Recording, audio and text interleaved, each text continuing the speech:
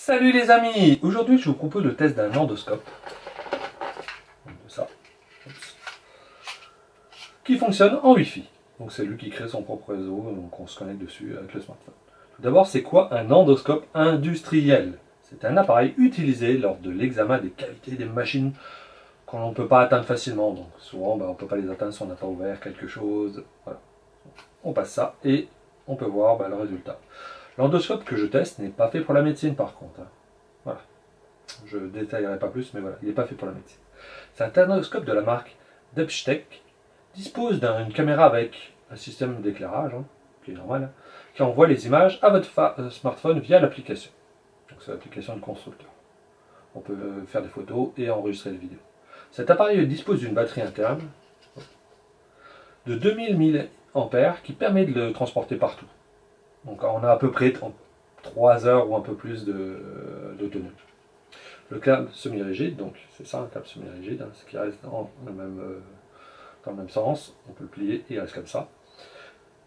Mesure 3,50 mètres, donc 3,5 mètres.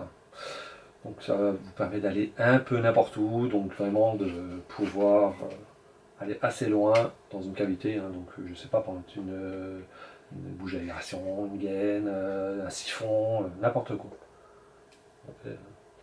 Hop. C'est quand même pas mal. Maintenant on va le tester en pratique, comme ça vous allez vraiment voir à quoi ça sert et comment on l'utilise. Voilà l'endoscope. Donc ici on a le bouton pour l'allumer, et ici c'est la molette pour l'éclairage. On voit mieux. Ici c'est pour la batterie, et ici c'est pour le recharger. Donc je vais l'allumer. Voilà. Là on voit que j'ai la petite caméra avec les LED qui s'allument.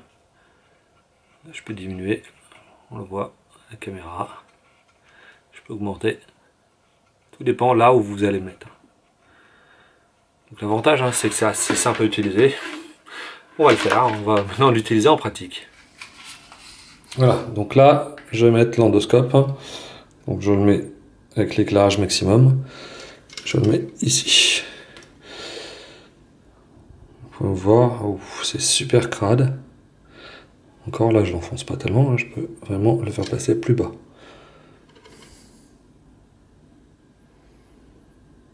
Comme vous allez voir, donc là je peux prendre une photo. Ou je peux aussi changer la résolution.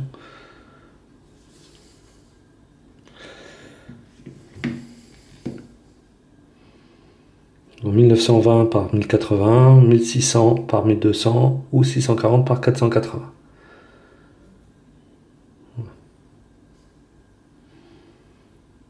Je peux descendre encore plus bas. C'est pour la démo, donc ça va pas être le but. Voilà, donc là il est là.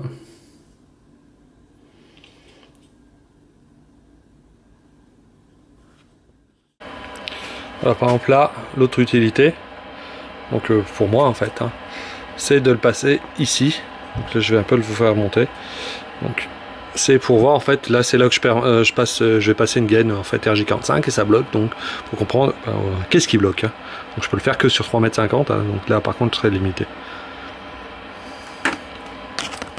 Voilà, là par exemple là je suis dans le tuyau, donc je peux voir s'il y a un blocage. Voilà, c'est vraiment un exemple que je vous montre. Donc on imagine que je commence à mettre mon câble RJ45 et j'ai un blocage tout de suite, ok, je peux me dire tiens, qu'est-ce qui se passe? Est-ce que j'ai quelque chose qui est déjà coincé? Voilà. Voilà, donc on peut aussi rechercher, donc l'appareil permet d'aller rechercher n'importe où. Donc là, par exemple dans le moteur, est-ce que j'ai un problème en bas, je veux voir si j'ai une fuite, n'importe quoi. Je peux prendre ça, donc je peux prendre l'appareil. Donc là, je regarde dans le moteur. Voilà, donc c'est au cas où j'ai une fuite, n'importe quoi. C'est pas le genre d'objet en fait que j'utilise tous les jours, mais ça pourrait servir aussi dans ce cas présent à ça. J'espère que ce test de cet endoscope vous aura plu. Sans montrer si ça vous sert de temps en temps ou jamais. Donc moi ça me sert une fois de temps en temps, pas plus. N'oubliez pas de liker, partager, commenter, vous abonner à la chaîne et d'activer la petite cloche. Et je vous dis à la prochaine!